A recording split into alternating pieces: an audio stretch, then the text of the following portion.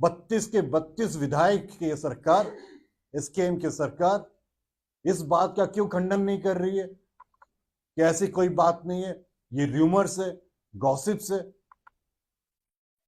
दाल में कुछ काला है।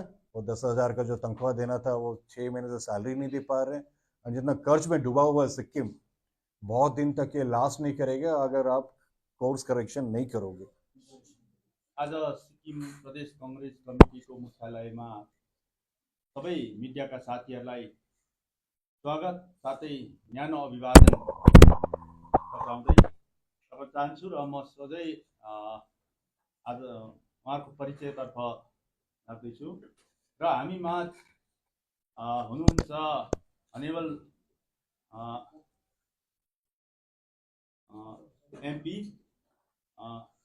Member of parliament Shri Saptagiri Shankar Ulaka ji, जो chairperson standing committee of rural development Panchayati राजमा पनि हुनुहुन्छ र उहाँ हिजो मात्र आउनुभएको हो। सिक्किमको विशेष गरेर अफिसियल भिजिट लिएर उहाँ हिजो हामी माझ आइपुग्नुभयो। त्यसरी नै हामी माझमा क्रिस्टोफर तिलकजी हुनुहुन्छ, जो सेक्रेटरी इन्चार्ज हुनुहुन्छ। उहाँ यसपल्टमा तेस्रोपल्ट सिक्किमको भिजिट उहाँले गर्नुभएको छ र तपाईँहरूको माझमा उहाँले आजको विषयवस्तुलाई तपाईँहरूको माध्यमद्वारा जनतालाई राख्ने उहाँले आफ्नो विचार राख्नु भएको थियो र तपाईँहरू माझमा उहाँ सरले आफ्नो विचार राख्नुहुन्छ। Thank you so much honourable PCC president Shri Gopal Chhetri ji, हमारे AICC secretary Christopher Tilak ji, and media के भाइयों बहनों, आप सबको यहाँ पे बहुत बहुत स्वागत है। सिक्किम अपने 50वां स्टेटहुड 16 मई 2025 को सेलिब्रेट करने वाला है, एंड प्रधानमंत्री भी यहाँ आने वाले हैं। एंड हम पहले तो सारे सिक्किम के लोगों को बधाई देना चाहते हैं उनकी 50th स्टेटहुड का, एंड ये भी याद दिलाना चाहते हैं कि इंदिरा गांधी एंड कांग्रेस सरकार थी जो सिक्किम को स्टेटहुड देने का काम भी किया था, कांग्रेस का ये योगदान था। लेकिन अभी जो एसकेएम पार्टी भाजपा के साथ सत्ता में है 2019 से है, वो लगातार रूप से सिक्किम को एक डिज़ास्टर के पाथ में लेती जा रही है। तो अभी एआईसीसी इंचार्ज होने के बाद हम यहाँ पहला विजिट है, अपने संगठन के जितने कार्यकर्ता उनसे बात किए, कुछ सिविल सोसाइटी ऑर्गेनाइजेशन से बात किए, कुछ बुद्धिजीवियों से भी बात की, एंड कुछ चीज़ बहुत ही माने भयानक सा दिख रहा है जो अभी सिक्किम के साथ चल रहा है। मैं 4-5 ऐसे मुद्दे उठाने वाला हूँ जो हमारी यहाँ सरकार नहीं हो सकती, नहीं है, ठीक है, बट हमारी आवाज़ देश में है। Leader of opposition Lok Sabha, leader of opposition Rajya Sabha, Congress party एक अहम भूमिका निभाती है देश में, एंड हर एक राज्य का, हर एक प्रांत का आवाज़ उठाने का काम कांग्रेस पार्टी करती आ रही है। सिक्किम के बारे में बताना चाहता हूँ, जो लिम्बू एंड तमंग के सीट रिजर्वेशन का मामला है, आपके मुख्यमंत्री तमंग है, आपके यहाँ के जो मेंबर ऑफ पार्लियामेंट वो लिम्बू संप्रदाय से आते हैं, एंड बीजेपी की सरकार केंद्र में है, ये डबल इंजन का सरकार है। तो हमारा पहला क्वेश्चन है कि अभी तक लिम्बू तमंग इनके जो जनजाति है उनको आप सीट रिजर्वेशन असेंबली में क्यों नहीं दे पाए। हमारा दूसरा सवाल है, जो 12 लेफ्ट आउट कम्युनिटीज़ है जिनको आदिवासी मान्यता मिलना चाहिए, वो अभी तक क्यों ये राज्य सरकार और केंद्र सरकार चुप है। इसको कब आदिवासी मान्यता मिलना चाहिए, कब देंगे। सीएजी का जो रिपोर्ट आया पावर डिपार्टमेंट के बारे में, उनका दूसरा रिपोर्ट 1.5 महीने पहले आया था, एंड ये असेंबली में टेबल है। इसमें एक चौंकाना वाला चीज़ ये कि आउट ऑफ 3,410 करोड़, 3,410 करोड़ में रेवेन्यू जो जनरेट हुआ था पावर डिपार्टमेंट का, मात्र 1,484 करोड़ स्टेट के ट्रेजरी में गया, स्टेट के कंस्ट्रल फंड में गया है। बाकी 1,925 करोड़ कहाँ गया, ये गोले साहब बताए, क्योंकि ये उठने वाला है पार्लियामेंट में। आप जितना डबल इंजन सरकार करके आप रफा दफा करते जा रहे हो, इसका जवाब तो आपको देना पड़ेगा कि 1950 रुपया गया कहाँ। एंड बड़ी दुख की बात है कि सिक्किम ऊर्जा लिमिटेड तीसरा था, 60% स्टेक इन्होंने बेच दिया। रेवेन्यू कहाँ से आएगा? अभी मैं देख रहा था स्टेट का लोन बर्डन बढ़ते जा रहा है, कोई हिसाब किताब नहीं है, हेर फेर हो रहा है, करप्शन हो रहा है, भ्रष्टाचार हो रहा है। एंड ये सिक्किम की जनता, अब देश की जनता जवाब मांगेगी गोले साहब को कि आपका डबल इंजन डबल भ्रष्टाचार सरकार ये कहाँ आपका हो गया। एंड जो चौथी एंड सबसे महत्वपूर्ण इशू है अभी चल रहा है कि दार्जिलिंग और सिक्किम का मर्जर की बात हर जगह पे चर्चा हो रही है। ये बात कहाँ से आ रही है, कौन कर रहा है? क्या सिक्किम सरकार का ये नैतिकता नहीं है कि इस पे अपने बात रखे और सफाई दे? ऐसे कभी संभव नहीं हो सकता कि सिक्किम के मुख्यमंत्री शामिल है इस साजिश में। भाजपा ने दार्जिलिंग हिल्स को बोला था कि परमानेंट सॉल्यूशन देंगे करके। क्या परमानेंट सॉल्यूशन ये है दार्जिलिंग सिक्किम मर्जर? 32 के 32 विधायक की सरकार, एसकेएम की सरकार इस बात का क्यों खंडन नहीं कर रही है कि ऐसी कोई बात नहीं है, ये र्यूमर्स है, गॉसिप्स है। दाल में कुछ काला है। सिक्किम की जनता कभी माफ नहीं करेगी अगर इस टाइप की कोई बात है। हम चाहते हैं ये सरकार स्पष्टीकरण करे कि दार्जिलिंग सिक्किम का मर्जर महज र्यूमर्स है। जो भाजपा ने दार्जिलिंग हिल्स में परमानेंट सॉल्यूशन का जो उन्होंने अपनी बात रखी थी, ये वो परमानेंट सॉल्यूशन कोई भाग नहीं है, ऐसे कभी होगा नहीं है। सुसाइड रेट, आत्महत्या, बड़ी चौंकाने वाली चीज है कि सिक्किम में नेशनल एवरेज के मुकाबले 4 गुना ज्यादा यहाँ पे लोग आत्महत्या कर रहे हैं। क्यों कर रहे हैं? Because of distress. ये मेनली आपका सर्विस इंडस्ट्री है यहाँ पे, जो इलेक्शन चुनाव से पहले बोले थे कि 25,000 नौकरी देंगे और 10,000 का जो तनख्वाह देना था वो 6 महीने से सैलरी नहीं दे पा रहे हैं। और जितना कर्ज में डूबा हुआ है सिक्किम, बहुत दिन तक ये लास्ट नहीं करेगा अगर आप कोर्स करेक्शन नहीं करोगे। ये मेन चीज़ है जो हम उठाना चाहते हैं। कांग्रेस पार्टी ये सारे चीज़ हम सदन में उठाएंगे, पार्लियामेंट में उठाएंगे, क्योंकि जिस सांसद को आप चुन के वहां भेजे हो वो ये मुद्दा कभी नहीं उठाते।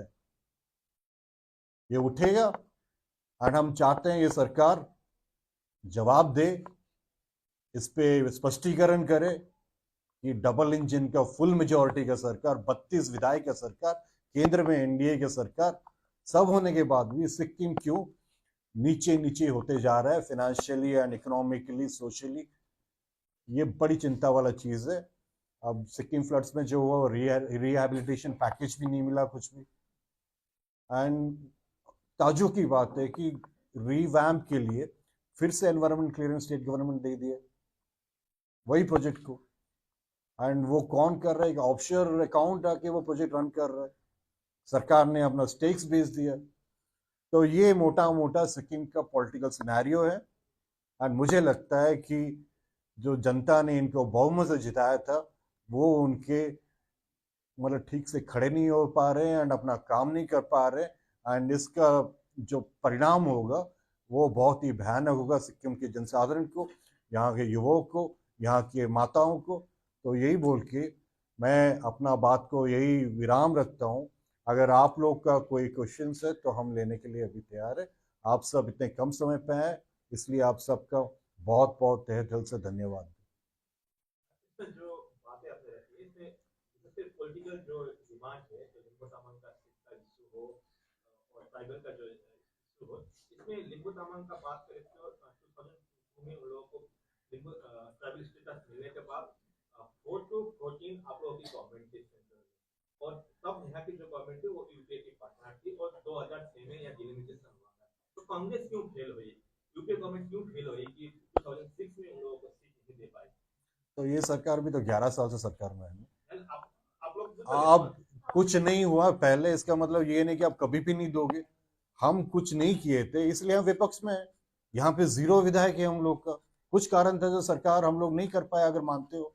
तभी 11 साल से मोदी सरकार है, डबल इंजन की सरकार 6 साल से। अभी क्यों नहीं कर रहे हो? सवाल तो वही है कि अभी क्यों नहीं हो रहा है। भी हुआ था तो 2006 में, तो क्यों नहीं दे पाए? बात तो वो भी तो आता है ना। अभी तक डिमोनेटाइजेशन नहीं हुआ है, आप लोगों के दिन में तो डिमोनेटाइजेशन हुआ था। नहीं हुआ था, अभी नहीं दे पाए। उसका जो कारण था वो पिछले सरकार का था। आज के दिन में इन लोगों को क्या प्रॉब्लम है देने में?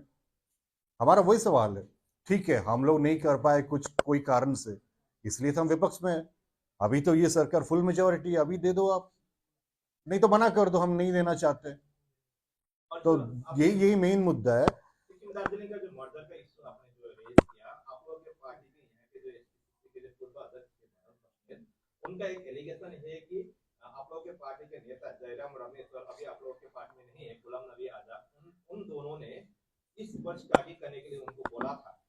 इस बात को सिक्किम दार्जिलिंग मर्डर के इशू को एड्रेस करने के लिए आपके पूर्व अध्यक्ष जो अरुण थे उनको बोला गया था कि जयराम रमेश और गुलाम नबी आजाद थे। अभी तक आप लोग गुलाम नबी आजाद आप लोगों के पार्टी में नहीं है, तो उन लोगों ने, वो दोनों ने आप लोगों को उनको बोला था कि इस पर काम कीजिए बोल के, और एक यूपीए का या कांग्रेस का एजेंडा है बोल के जब पार्टी से रिजाइन दिया था तब उन्होंने बोला था। इस पर क्या?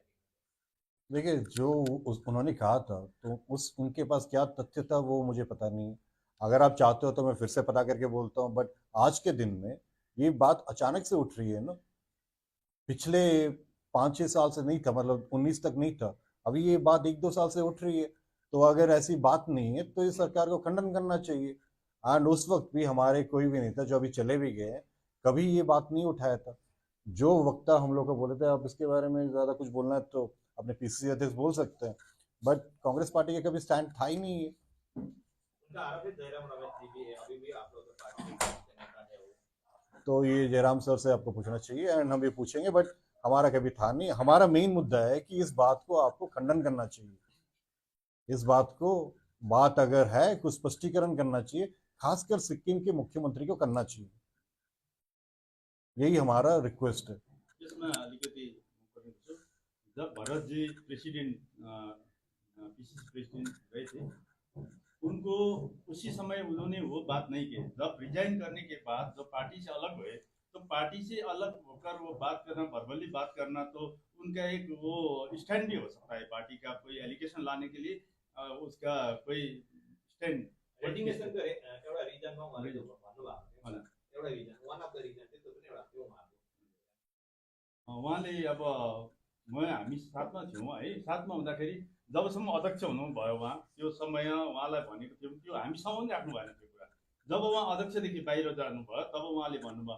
अब हरेक राजनीतिक पोलिटिसियनहरूले त्यही गर्दैछ, एउटा पार्टीभित्र बसेर जब उहाँहरू त्यो पार्टीमा हुनुहुन्छ त्यति बेला त्यो पार्टीभित्र के हुँदैछ त्यो कुरा निकाल्नु हुँदैन। जब पार्टी छोडेर जानुहुन्छ त्यो कुरा निकाल्नुपर्छ भने त्यो त एउटा पोलिटिकल स्ट्यान्ड पनि हुनसक्छ। किनभने जानुको लागि एउटा केही न केही कारण चाहिन्छ हो, त्यो कारणहरू बनाइन्छ। यो पोलिटिकल एउटा स्ट्यान्ड नै हो नि, त्यसलाई स्ट्यान्डको रूपमा लिइन्छ। Gopalji, let us not get diverted from the key issues of today which is basically happening in Sikkim. 65% of your population are below 45 years. What is the future for them? It is not about just political parties. The idea of forming the state was to benefit the people of Sikkim. So let us keep focus on the key issues of corruption and the other issues. And the questions related to the future of Sikkim will be very much useful for the people of Sikkim. इसमें I just want to add, हमेशा ये होता है कि जब भी हम बेरोजगारी की बात करते हैं, पार्लियामेंट की बात करते हैं, इट्स वेरी इंपॉर्टेंट। अब बेरोजगारी की बात करते हैं, महंगाई की बात करते हैं, ये लोग औरंगजेब एंड बाबर की बात करते हैं। ये होता है उनका डाइवर्जनिंग टैक्टिस। 11 साल काफ़ी लंबा टाइम है, 6 साल भी काफ़ी लंबा टाइम है। डबल इंजन की सरकार है, पूरा फुल मेजॉरिटी है। आपको हमारी सवाल का जवाब दो कि आज के डेट में आप क्या कर रहे हो। औरंगजेब एंड बाबर को जाने से कोई फ़ायदा नहीं है, टीपू सुल्तान पे जाने से भी कोई फ़ायदा नहीं है। आप आज के डेट में क्या चल रहा है सिक्किम में, उसका जवाब दीजिए। One more point I would like to add. We should take the case of Manipur also, where the former CM Biren Singh was very much encouraged by the Home Minister and the present central government, and he was projected beyond his stature. The same way, the present CM in Sikkim is also taking it as a personal publicity machinery. and he is trying to project himself only rather than really working for the people of Sikkim. This is something which you people will have to highlight. Instead of worrying about the roads which is connecting from Bagdogra airport, which is the nearest airport, where it takes more than 4.5 hours. And for all medical facilities, it is unfortunate that the people of Sikkim have to go to Siliguri.